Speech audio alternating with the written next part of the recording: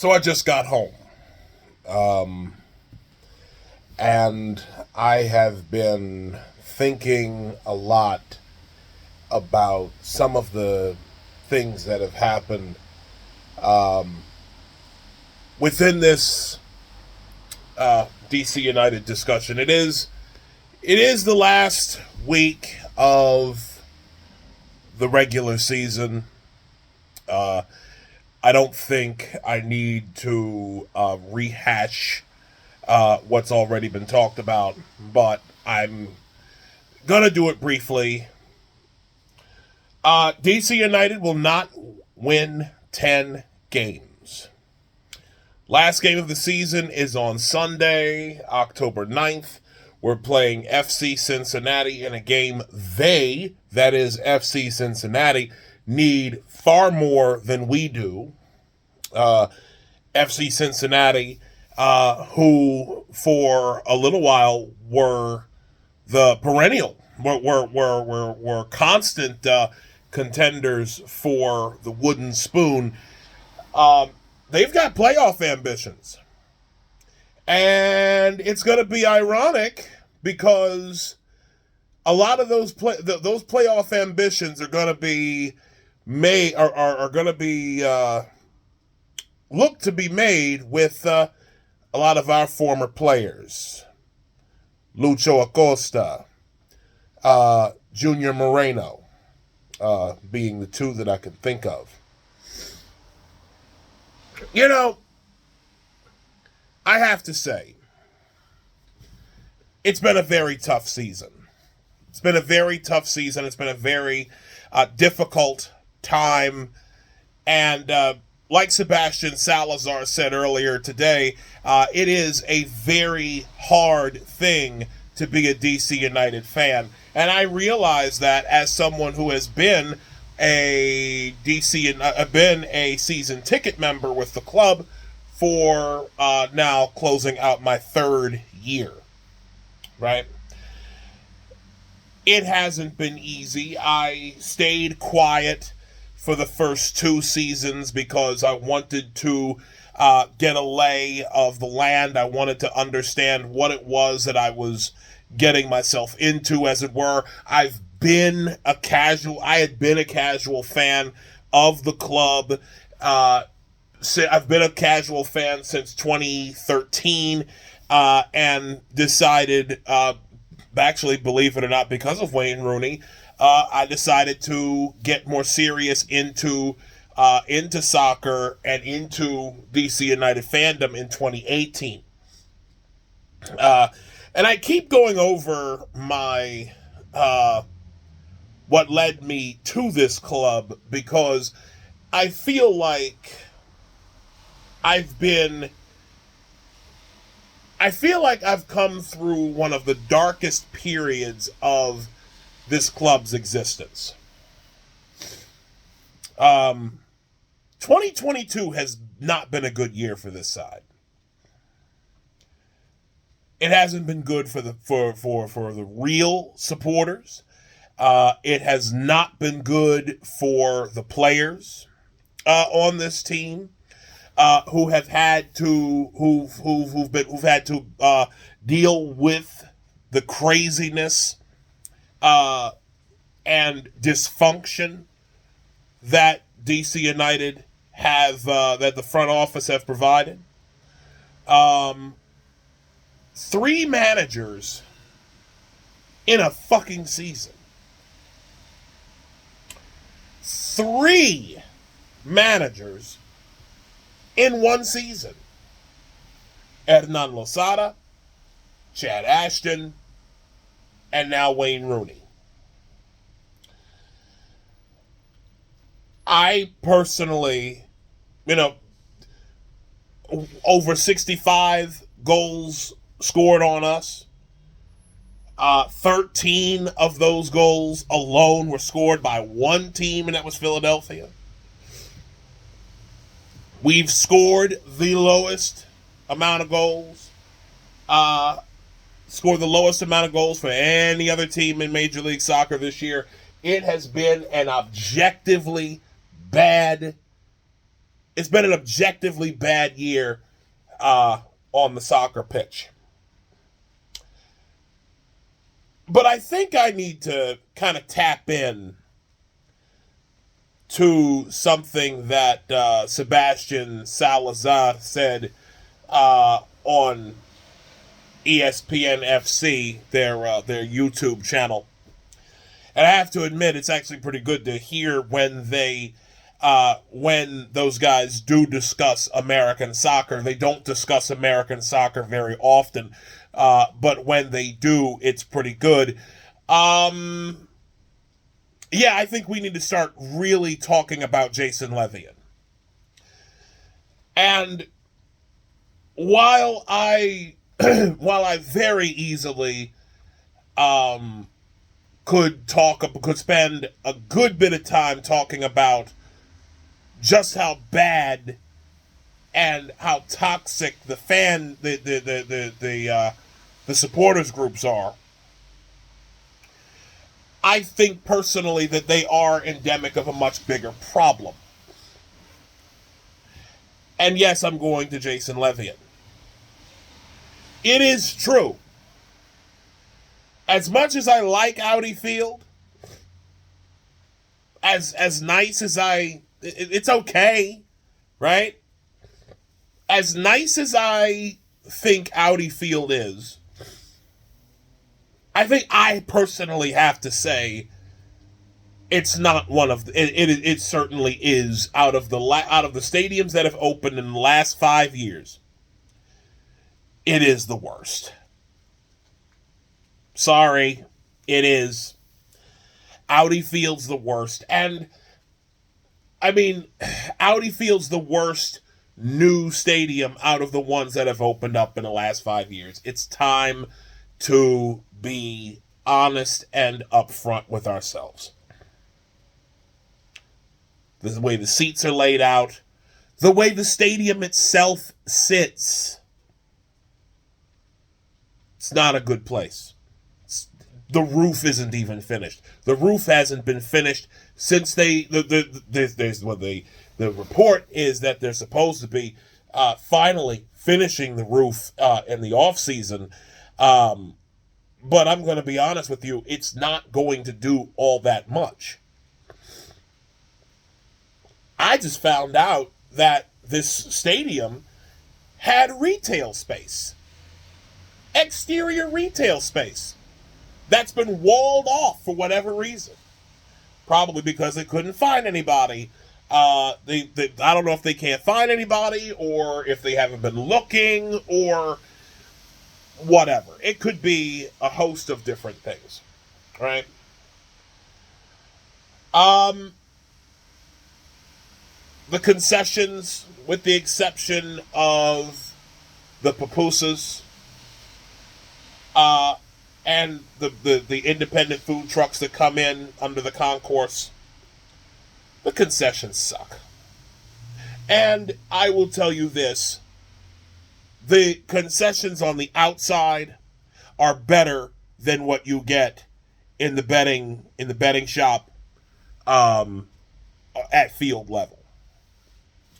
The last game I went to was the 6-0 ass bruising we caught by on behalf of Philly, and the food was terrible.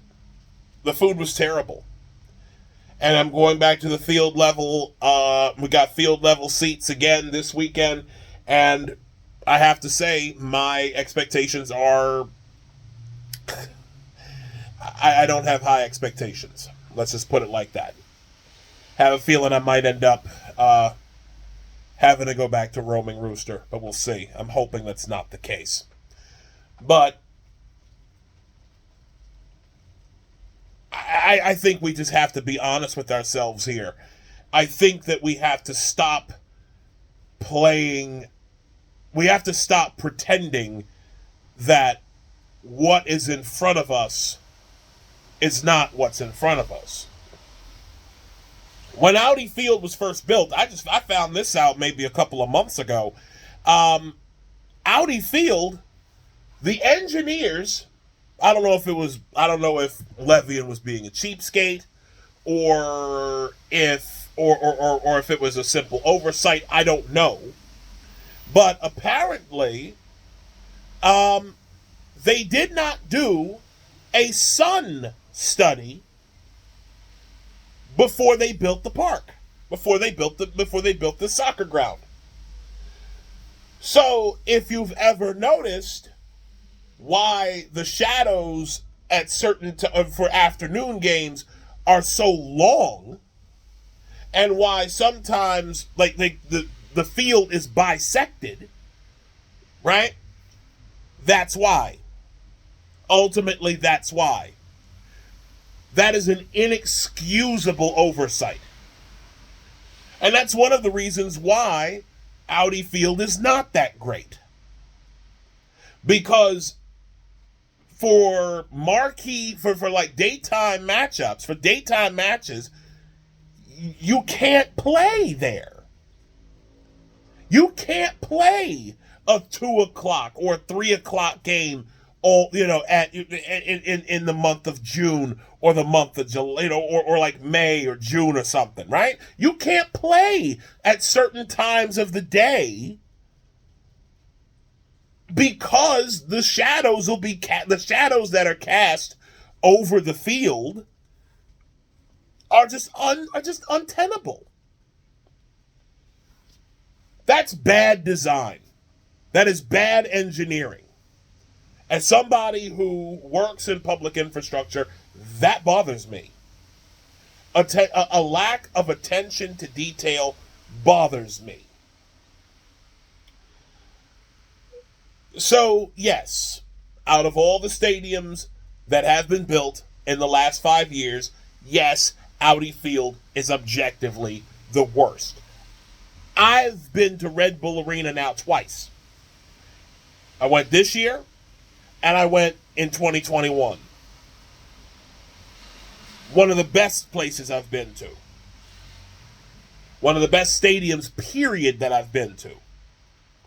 And Red Bull Arena is about 10 years old, roughly. Could be wrong about that.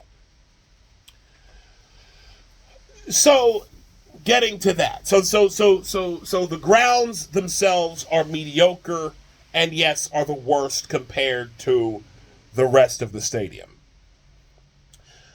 To the rest of the league, rather.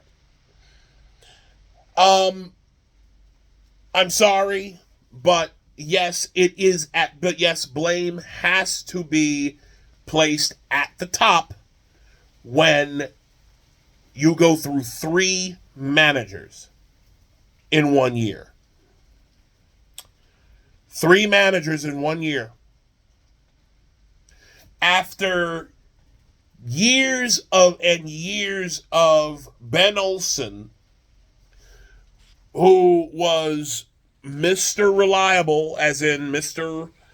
Ben Olsen's a nice guy, but Mr. Reliably bad, because let's face it, DC United were very rarely contenders in this league under within the time he was coach.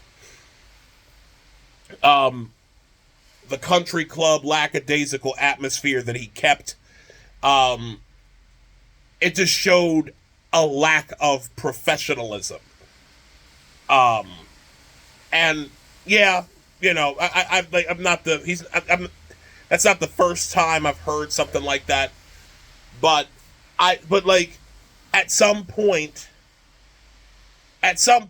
you have to stop being so focused on how nice a person is, and you have to stop being so loyal when it comes to these matters, and you just have to be perfectly honest and upfront with oneself, and that means DC United have been put in a position constantly to not compete. This team has never competed for much.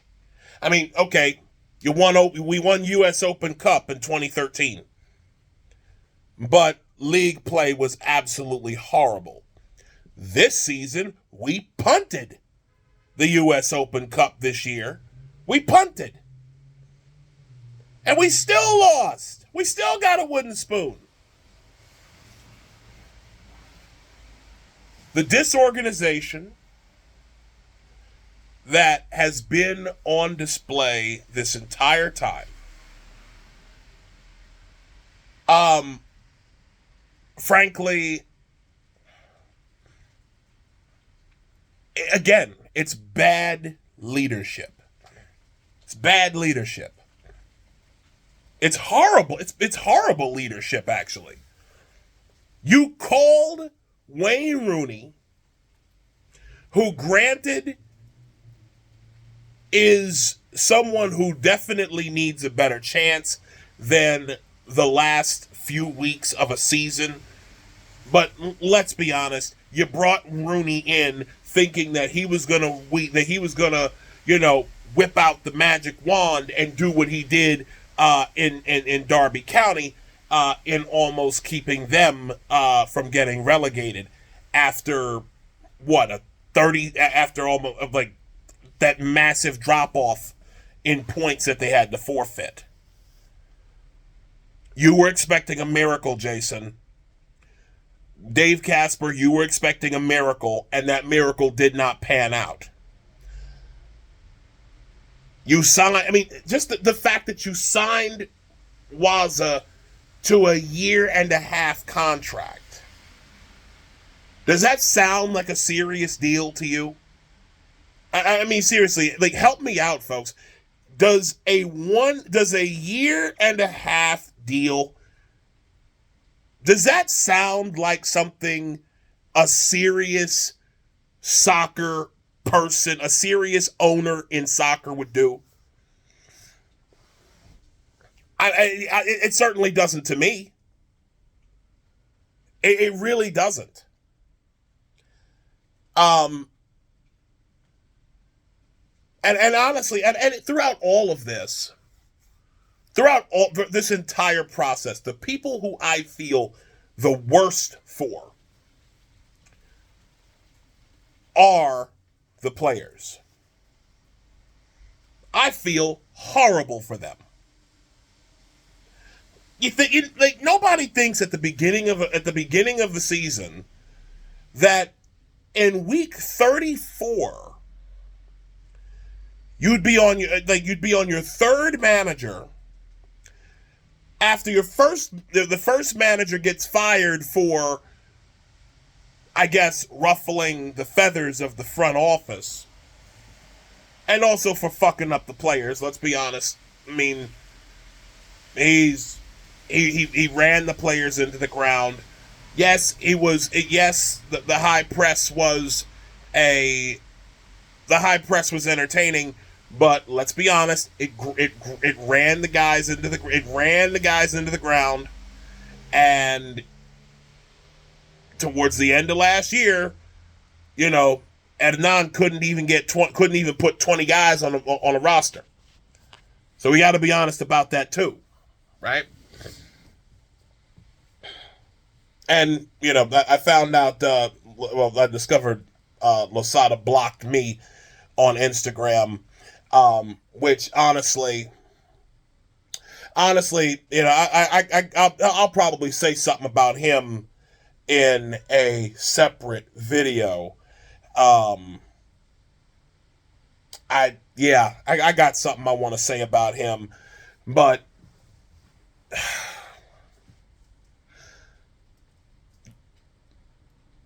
the total disorganization, the unserious, you go from a guy who ran the players into the ground to Chad Ashton, who's a holdover from the Olsen years, been with the team for 20 plus years, and now all of a sudden, after getting skinned alive 7-0 by Philadelphia, Levian and Casper throw up a Hail Mary and bring Wayne Rooney to put butts in seats.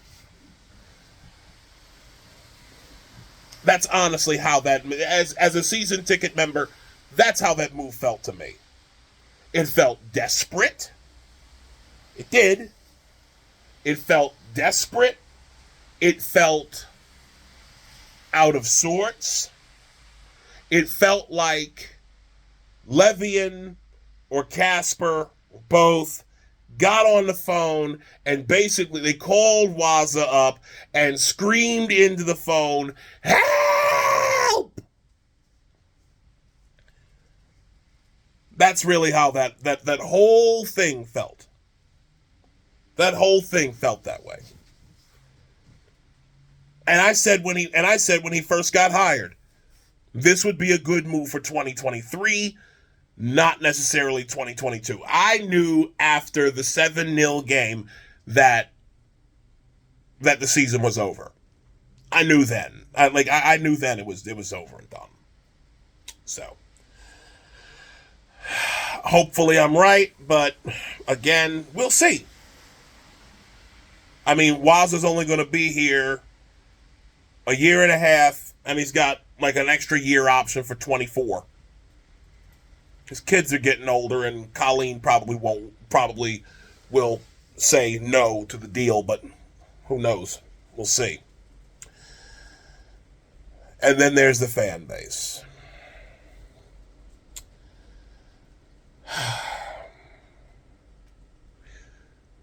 This is going to be the one thing that I'm going to give Levian a pass on.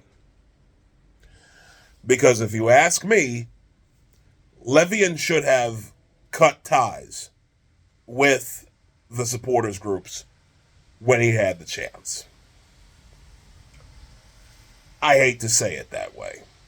The exception to that would have been Barra Brava, but honestly, with the cadre with the group of shitbirds in the Chico stand these days, Levian should have cut ties. Levian and whoever else was in at the time, they should have cut ties and told him to fuck off. Sorry, not sorry. Now, why would I say that? Because the people who are currently in the Chico stand, the people who currently squat in the supporters section, they're not fans of the game. They're not fans of the team. They do not support the shirt, right? They know nothing about the team's history. They know nothing about the team's traditions. They know nothing about soccer itself. Many of them don't. And every day when I read the tweets from the commentariat, when I read the tweets from RFK refugees, and when I listen to some of the things that these people keep saying, and it just makes me think, first off, they have absolutely no competitive spirit their damn selves. These people honestly have treat this team like it's something to do on a Saturday afternoon.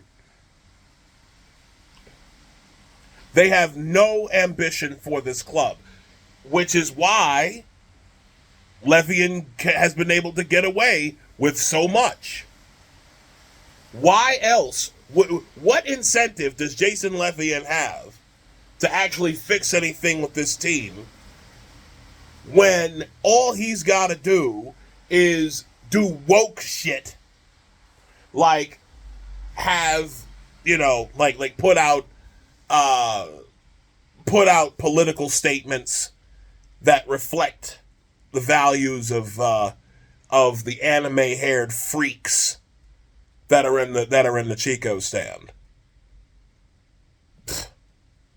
They wanted a younger, hipper. They wanted a younger, more hip audience, and then they get it, and this younger, hip, more hip audience, this woke audience, they spend more time bitching about the small things and never showing any passion for the team on the pitch.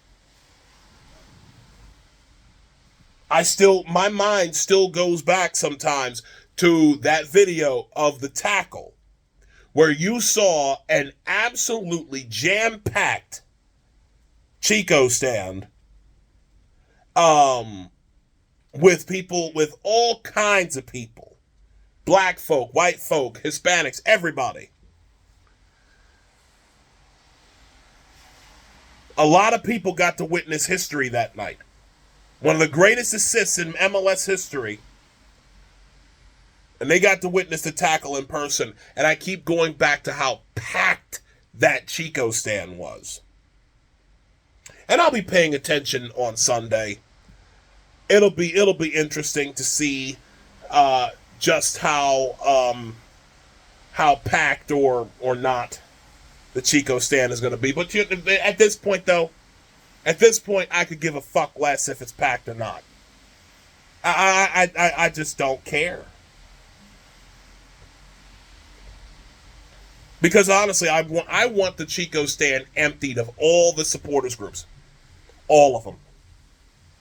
Screaming Eagles, Rose Room, 202 Unique, and all three of the fucks that are in that supporters group. Want them all gone. I want all the politics gone. I want all the politics. Soccer's gotten way too political, and it's their fault. It is their fault. Soccer's gotten way too political. Soccer's supposed to be a welcoming sport that's not supposed to care about where you come from or what you believe or what you do or anything. It's supposed to be a fully accessible sport. And the fact that there are so many little unserious anime-haired Marxists with various upper middle class identities that they simply can adopt for themselves, and that we're all supposed to just love and affirm in all of this. That bothers me. Because again, when they're in the Chico stand, they're not celebrating the team. They're not cheering for the team. They're cheering for themselves. They are uplifting themselves because they're a bunch of fucking narcissists. And they don't care about the team. If they cared about the team, then please tell me. You can always tell. You can always tell who's a real fan by whether they walk out or not at the end of a bad game. And I will never forget around the 70th minute when the Chico stand, the people who are supposed to be bringing the energy, supposed to be bringing the noise, and supposed to be bringing the atmosphere, when it was those clowns who started walking out in the 70th minute. We're losing 6-0 at that point. You stopped playing the drums. People just walked out. People just stopped. You just stop. But yet these are the people who want to lecture everyone on the honor of the club by believing something so hideous as our best player on the team damaging his career by calling someone the N-word. Dude doesn't even speak English. And you're worried about the fucking honor of the club? What about your honor? You just believe whatever someone says. You never ask for proof. Because you figure, oh, well, they'd never say anything like that. Fuck you people. And I'll bet you the investigation isn't even going to turn anything up. You ran Taxi out of town. If Taxi Funtas's time in D.C. is over, it's going to be because these woke supporters groups decided to believe fiction over fact. They decided to believe allegations without proof. And they worked to build the sentiment against him.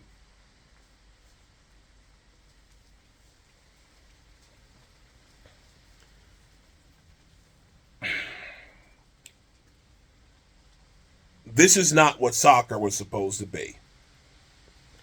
This is not what DC United are supposed to be. This just isn't. I'm very disillusioned right now. I'm very disaffected. I want this team to do good. I believe in DC United. I believe in the team. I believe in the capacity of this club to do well. If we're serious about doing it. And right now, I don't think we are. I think everybody is perfectly fine with leaving things the way they are and not doing any work and not making any necessary changes because they figure, well, you fuckers are going to come anyway. And personally, I think that a lot of them are happy with the type of drama and bullshit that these wokes bring because instead of focusing on ownership and whatever foolishness they have brought, now all of a sudden we're focused on these bullshit ass supporters groups. We got to worry about them and their antics and what are they going to do today and what stupid fucking sign are they gonna put in the Chico stand this time, or what political thing are they going to talk about today? These people suck. These people suck. DC United supporters groups are the worst in MLS. Worst ownership, worst supporters groups, worst stadium. Sebastian Salazar was right. And I'm going to say this and then I'll be done. Y'all should have listened to Julian Gressel. You should have. You should have listened to Julian Gressel. Flat out. Julian Gressel said this team lacked identity. Could he have said it a little differently? Honestly, I'm glad he didn't. Because, quite honestly, the team fucked him over. You trade him away? You trade him away after 2.5 years? He's the best midfielder we had. He provided service to Taxi. Now, granted, he didn't work in the 4-4-2 formation, and that's fine. But still, it was kind of shitty. But Julian Gressel said plainly that this team did not have an identity. They don't know what they want to do. They don't know what they want to do. This team does not know what it wants to do from one day to the next. And it makes sense because when you're spending all this time as a front office catering to people who are fully obsessed with whatever identities they have claimed for themselves, and you're affirming and celebrating and validating and blah, da, blah, da, blah, da, blah, you have absolutely no idea how to develop an identity of your own. And the fact of the matter is, the fan base is still going to hate you for the simple fact that you're a business. Because you've been catering to Marxists this whole time. And Marxists hate any kind of business because they're Marxists. And that's what they do. So, anyways, with that, uh, I look forward to being in DC this weekend. I look forward to just being there in the field box. I'll be sitting right next to my boys. It's gonna feel good.